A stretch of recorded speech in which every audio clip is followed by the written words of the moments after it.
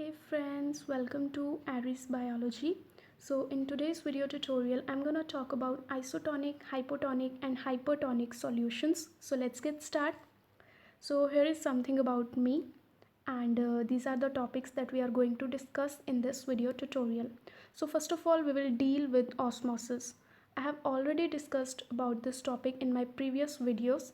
So if you want brief detail about osmosis, I will mention link in my description box. You can go for that, right?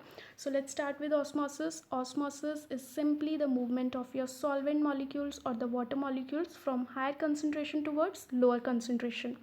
So now second one, this is the most appropriate definition of your osmosis. So according to this, osmosis is the movement of your solvent molecules or water molecules from lower concentration of solute towards higher concentration of solutes. So let's try to understand this definition by using this example. Now we have a chamber and we have filled the chamber with a solution. So the solution is made up of two components, water and sugar molecules. Water is our solvent and sugar molecules are our solute. Now we have divided the chamber into two parts by using biological semi-permeable membrane, and this semi-permeable membrane allow the movement of water molecules across it, right?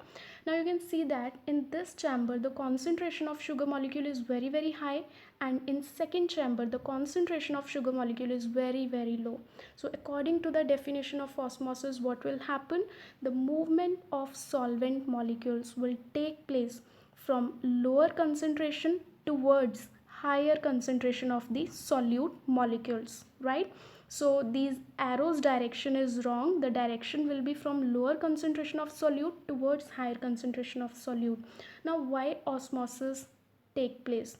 Osmosis basically take place in order to dilute high concentration of solute molecules present in the opposite solution, right? So osmosis basically help to maintain equilibrium. The osmosis will continue until both the solutions attain equal concentration of solute particles. Clear? So now if you will understand the definition of osmosis by heart, then there is nothing gonna to be so far to understand these other terminologies, right? So let's talk about the isotonic solutions. The first is isotonic. Here iso means same, tonic means concentration. Isotonic solutions, these are the solutions which have same concentration of solute molecules. Let's suppose I have suspended this animal cell into a solution. Okay, the solution is made up of water and sugar molecules.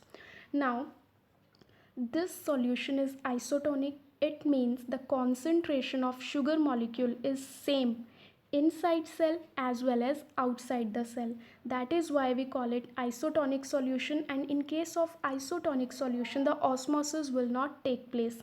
Means the movement of the movement of solvent molecules will not take place in case of your isotonic solutions.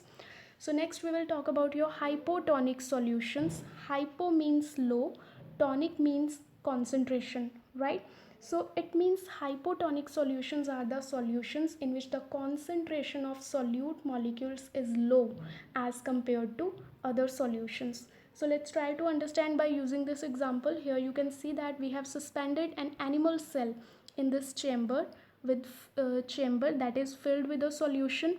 So in this solution you can see that the concentration of solute is low outside the cell while the concentration of solute is high inside the cell.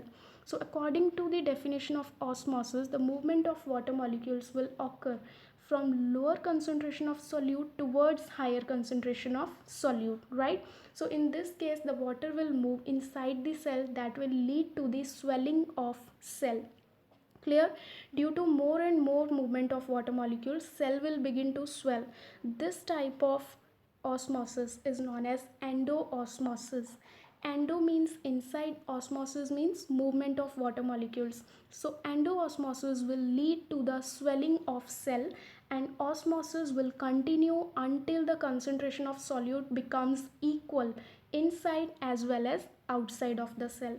So next we have hypertonic solutions. Hyper term stands for high, Tonic means concentration.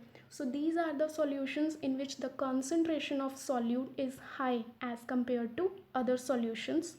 So in this chamber we have once again suspended an animal cell.